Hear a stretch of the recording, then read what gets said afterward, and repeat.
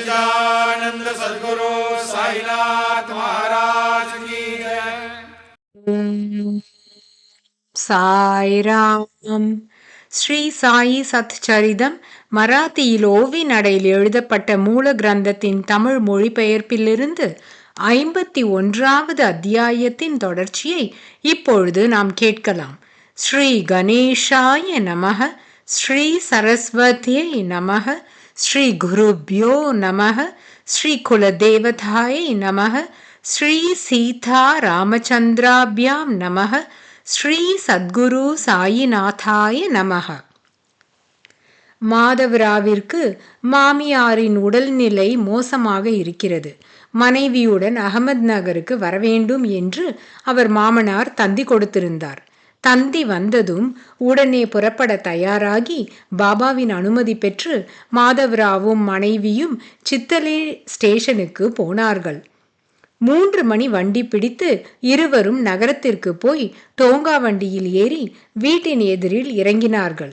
இதனிடையில் நானா சாஹேப் பான்சேயும் அண்ணா சாஹேப் கோத்ரேயும் குதிரைகளின் கண்காட்சியை பார்க்க போகையில் அந்த வழியாக வந்தனர். எதிர்பாராமல் மாதவராவ் வண்டியிலிருந்து இறங்கியதை பார்த்து அவர்களுக்கு மிகவும் ஆச்சரியம். தம் மகிழ்ச்சியை அடக்க முடியவில்லை. பாக்கிய வச்சத்தினால் மாதவராவ் ஷீரடியிலிருந்து இங்கே வந்திருப்பது எவ்வளவு அதிர்ஷ்டம்! தீக்ஷித்தை ஷீரடிக்கு கூட்டிக் கொண்டு போக இவரை விட மேலானவர் யார் கிடைப்பார்கள்? மாதவராவை கூப்பிட்டு, தீக்ஷித் காக்கா மெரிக்கர் வீட்டிற்கு வந்திருக்கிறார், அங்கே போய் பாபாவின் கைவண்ணத்தை பார் என்று சொன்னார்கள். தீக்ஷித் நம்மை போல அத்தியந்த சிநேகிதன். அங்கே போனால் அவர் அறிமுகம் கிடைக்கும். அவர் ஷீரடிக்கு போக வேண்டும் என்று மிக்க ஆவலாக இருக்கிறார். உன் வரவு அவருக்கு மிக்க மகிழ்ச்சியை கொடுக்கும் என்று சொல்லி அந்த விஷயத்தை தீக்ஷித்திற்கு தெரியப்படுத்தினார்கள். அதை கேட்டு அவர் சிந்தை விலகியது. மனதிற்கு சந்தோஷம் உண்டானது. இங்கு மாமனார் வீட்டிற்கு போய் பார்த்ததில் மாமியாரின் உடல் நலம் தேறிவிட்டிருந்தது. மாதவராவ் சற்றே இளைப்பாரி கொண்டிருந்த பொழுது மிரிக்கரிடமிருந்து மாதவராவிற்கு அழைப்பு வந்தது. அந்த அழைப்பை கௌரவித்து மாதவராவ் சாயங்காலம் தீக்ஷித்தை பார்க்க புறப்பட்டார். அதுவே அவர் தீக்ஷித்தை முதல் முறை பார்ப்பது. பாலா சாஹேப் ஒருவரை ஒருவருக்கு அறிமுகப்படுத்தினார். அவர்கள் இருவரும் சேர்ந்து இரவு 10 மணி வண்டியில் பிரயாணம் செய்வது என்று நிச்சயித்து கொண்ட பிறகு என்ன விசேஷம் நடந்ததென்று பாருங்கள்.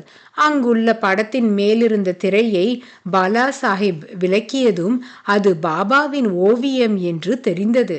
பாபாவின் அத்தியந்த சிஷ்யன் மேகா பாபாவை முக்கண்ணனான சங்கரனை போல் பாவித்தார். பவித்திரமான அந்த படத்தை மிகவும் அன்புடன் பூஜித்து வந்தார். அந்த படத்தின் மீதுள்ள கண்ணாடி உடைந்து போனது. அதை சரி செய்வதற்காக அது ஷிரடியிலிருந்து பாலா சாஹிபுடன் அகமது நகருக்கு வந்தது. அந்த படம் சரி செய்யப்பட்ட பிறகு தீக்ஷித்தின் வரவேற்காக காத்து கொண்டிருப்பது போல மிரிக்கரின் வீட்டு ஹாலில் துணியினால் மூடப்பட்டு இருந்தது. குதிரைகள் கண்காட்சி முடிவடைந்து பாலா சாஹிப் ஷீரடிக்கு போவதற்கு இன்னும் சிறிது காலம் இருந்ததினால் அந்த படத்தை ஷீரடிக்கு எடுத்து கொண்டு போகும் பொறுப்பை மாதவராவிற்கு கொடுத்தனர். படத்தின் மீதுள்ள திரையை எடுத்துவிட்டு படத்தை மாதவராவிடம் கொடுத்தனர். பாபாவின் கூட ஷீரடிக்கு சுகமாக போ என்று சொன்னார்கள். சர்வாங்க மனோகரமான, அதாவது தலை முதல் கால் வரை மனத்தை கவரும் அழகுடைய அந்த படத்தை முதலில் பார்த்தவுடன் தீக்ஷித் ஆனந்தத்துடன் விழுந்து வணங்கி மீண்டும் அதையே பார்த்தார். எத்தகைய விசித்திர நிகழ்ச்சி! எதிர்பாராமலேயே தர்சனம் கொடுத்த சாயி சமர்த்தனின் சித்திரத்தை பார்த்து தீக்ஷித்தின் கண்களில் நீர் நிரம்பியது.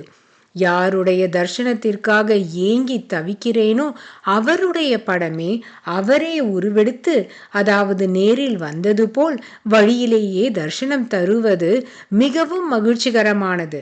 அந்த படம் ஷீரடியிலிருந்து காக்கா சாஹிப் மிரிக்க வீட்டிற்கு வருவது, அந்த சமயத்தில் தீக்ஷித் அங்கிருப்பது, இதெல்லாம் விசித்திரமான மகிழ்ச்சியின் சேர்க்கை அல்லவா? தீக்ஷித்தின் மனதில் இருக்கும் உத்தேசத்தை நிறைவேற்றுவதற்காக சாயி சமர்த்தர் மிரிக்கர் வீட்டிற்கு அந்த சாக்கில் வந்திருக்கிறார் என்று தோன்றியது. லோனாவாலாவில் நானாவின் தர்சனம், அவருடன் சம்பாஷணை, அங்கு குருவின் ஆக்கர்ஷணம், இங்கே பாபாவை பார்ப்பதற்காக முன்னோடி போல ஷிரடியிலிருந்து அந்த படம் இங்கு வந்து இவ்வளவு காலம் எதற்காக வஸ்திரத்தினால் மூடப்பட்டிருந்தது? சரி, முன்பே நிச்சயித்து கொண்டபடியே மாதவராவும் தீக்ஷித்தும் பாபாவின் படத்தை எடுத்துக்கொண்டு சந்தோஷமாக கிளம்பினார்கள்.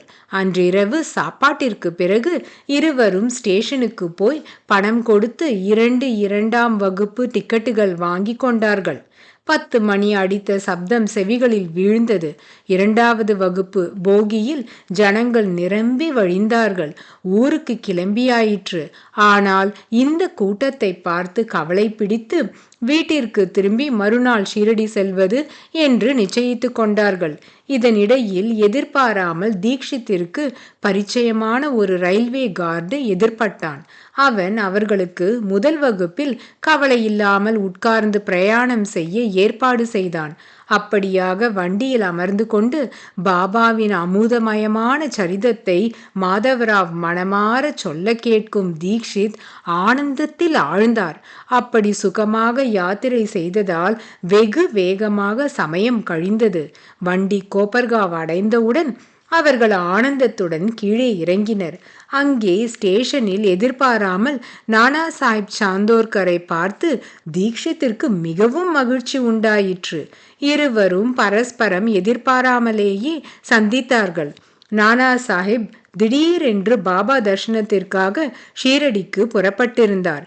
எதிர்பாராமலேயே கிடைத்த இந்த யோகத்தினால் மூவரும் வியப்படைந்தனர்.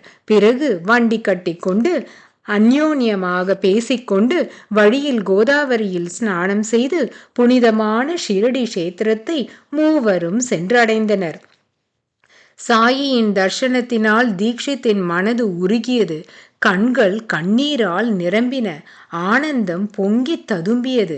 நான் உனக்காக எதிர்பார்த்து உன்னை சந்திக்கவே ஷாமாவை நகரத்திற்கு அனுப்பினேன் என்று சாயிபாபா தீக்ஷித்திடம் சொன்னார்.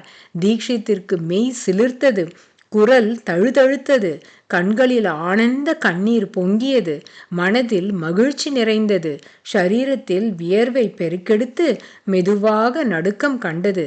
எண்ணங்களெல்லாம் ஆனந்தமயமாகின. கண்கள் பாதி மூடிக்கொண்டன. கரைகாணாத ஆனந்தத்துடன் இன்றே என் திருஷ்டி, அதாவது கண்கள் பிறவி பயன் பெற்றன என்று கூறி சாயி சரணங்களை ஆற தழுவிக்கொண்டார். பெரும் பேறு பெற்றோம் என்று மீண்டும் மீண்டும் நினைத்தார். கற்பனை கெட்டாத மகிழ்ச்சி உண்டாயிற்று. அதன் பிறகு அநேக வருடங்கள் கழிந்தன. அவருக்கு சாயி சரணங்களில் நிஷ்டை குதிர்ந்தது. சாயியின் அனுகிரகத்தை முழுமையாக தேடிக்கொண்டார். தன் சரீரத்தை சாயி சேவையில் அர்ப்பணம் செய்தார். நன்றாக சேவை செய்ய வேண்டி ஷீரடியில் ஒரு வீடு கட்டி பல வருடங்கள் அங்கேயே இருந்தார். இப்படியாக சாயியின் மகிமையை நன்கு பரவும்படி செய்தார். சாயி நிச்சயமாக தமது வேலையை செய்பவர்களை விருப்பங்கள் அற்றவர்களாக செய்வார். சாயி தன் பக்தர்களுக்கு களைப்பாரும் இடம். பக்தர்களுக்கு பிரேமையையும் சுகத்தையும் அருளுவார்.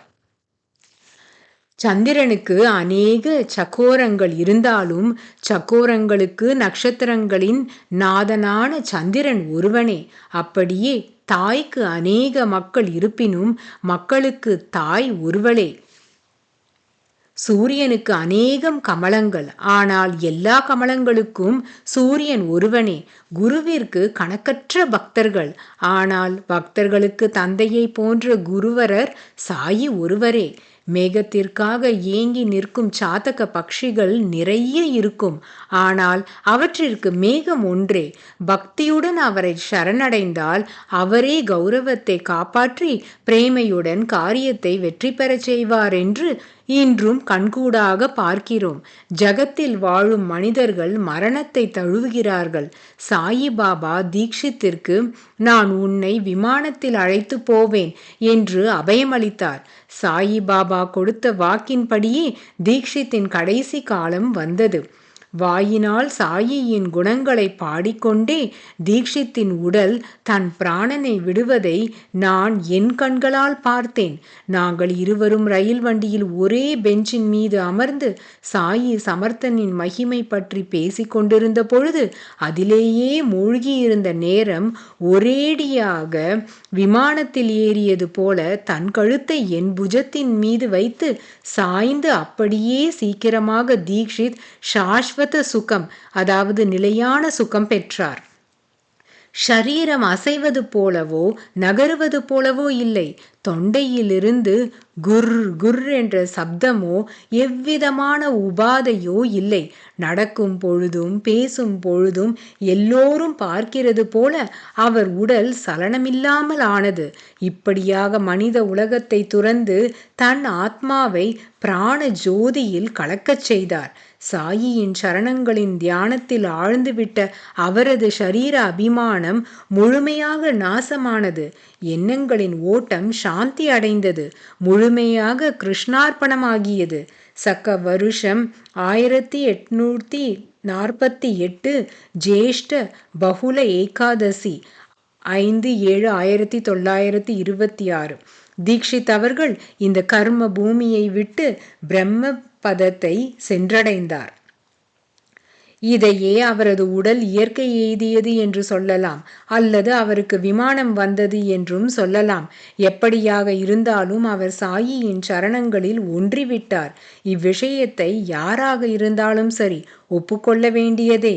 இத்தகைய உபகாரத்திற்கு பிரதி உபகாரம் செய்து இந்த ருணத்திலிருந்து விடுபட வேண்டும் என்று நினைப்பவன் பக்தன் எனப்பட மாட்டான்.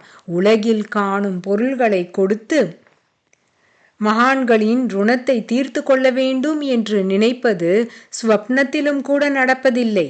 சிந்தாமணியை கொடுக்க வேண்டும் என்று நினைத்தால் அது நித்தியமும் சிந்தையை அதிகப்படுத்தும். அவ்விதமான வஸ்துக்களை கொடுத்து கற்பனை கெட்டாத வஸ்துவான ஞானத்தை பெறும் ருணத்தை தீர்த்து கொள்ளலாம் என்று நினைப்பது வெறும் அறியாமையே. சரி, போகட்டும். கல்ப தருவை அர்ப்பணிக்க வேண்டும் என்று நாம் விழைந்தால் நிர்விகல்ப சமாதி அருளும் குருவின் ருணத்தை தீர்த்து கொள்ள முடியுமா? குருவிற்கு இரும்பை ஒளி வீசும் பொன்னாக மாற்றும் ஸ்பர்ஷமணி கொடுக்க வேண்டும் என்று நினைத்தால் அவரோ பிரம்ம ரசத்தை அனுபவிக்கும்படி செய்வார். காமதேனுவை அர்ப்பணித்து குருவின் உபகாரத்தை தீர்த்து கொள்ளலாம் என்றால் அது மிகவும் சங்கடத்தையே விளைவிக்கும். ஆனால் எவ்விதமான கோரிக்கையும் இல்லாத குரு சங்கடம் இல்லாத நிலையை கொடுப்பார். மாயையின் பிரதர்சனமான அகில உலகத்தின் சம்பத்தை கொடுத்து குருவின் உபகாரத்தை தீர்த்து கொள்ளலாம் என்றால் மாயாதீதமான பரதத்துவத்தை அருளும் குருவின் அந்த ருணம், அதாவது கடன், அப்படி தீர்ந்து போகக்கூடியதா? மேலும் குருவின் எதிரில் இந்த ஷரீரத்தை குருவிற்கு திருஷ்டி கழிப்பது போல் சுற்றி தூர வீசிவிடலாம் என்றால் ஷரீரம் அழியக்கூடியதே. பிராணனை அதே விதமாக குருவிற்கு அர்ப்பணம் செய்து விடலாம் என்றால் பிராணன் என்பதும் மித்தியையே. நித்திய சாஸ்வத வஸ்துவை கொடுத்தருளும் வள்ளலான சத்குருவிற்கு அனித்திய, அதாவது நிலையற்ற வஸ்துக்களை அர்ப்பணித்து ருணத்தை தீர்த்து கொள்ள முடியாது. அதனால் அனன்யமான ஸ்ரத்தையுடன் சாஷ்டாங்கமாக ஒரு கோளை போல் ஷரீரத்தை அவர் முன் கிடத்தி அவரது உபகாரங்களை ஸ்மரித்து கொண்டு குரு சரணங்களில் எப்பொழுதும் சிரசை வைத்து வந்தனை செய்யுங்கள். குருவின் உபகாரத்தை சதா ஸ்மரணையில் ஸ்மிருதியில் வைப்பதே சிஷ்யனின் பூஷணம், அலங்காரம். அவ்வளவுதானே தவிர அவரது உபகாரத்திலிருந்து முக்தராக வேண்டும் என்று யோசிக்கும் சிஷ்யர்கள் ஆத்மானந்த சுகத்தை இழந்து விடுகிறார்கள். இதுவரையில் கதை கேட்ட ஸ்ரோதாக்களுக்கு குதூகலம் பிறக்கிறது. அவர்களது ஆவலை கவனித்து ஒரு சின்ன கதையை சொல்லுகிறேன். சாதுக்களும் கூட சாதாரண சம்சாரியைப் போல தம் பந்துக்களிடம் பிரேமையை வெளிப்படுத்துவார்கள் என்று சொல்லலாம். அல்லது மக்களுக்கு அருள் புரிய வேண்டும் என்ற விரதத்தை, அதாவது தீட்சை மேற்கொள்வார்கள் என்கிற மர்மம் என்றும் சொல்லலாம். அல்லது சாயியே பக்தர்களை உத்தரிப்பதற்காக தான் ஸ்வயம் அந்த பூமிகைகளை, அதாவது பாத்திரங்களை நடித்து பரமார்த்த சிக்ஷணத்தை கொடுப்பாரோ என்னவோ என்று வேண்டுமானாலும் சொல்லலாம். சாயி பக்தர்களே, 51வது அத்தியாயத்தின் தொடர்ச்சியை நாம் அடுத்த தொடரில் கேட்கலாம். சாயியை பணிக. அனைவருக்கும் சாந்தி நிலவட்டும். ஓம் சாய்ராம். श्री सच्चिदानंद सद्गुरु साईनाथ महाराज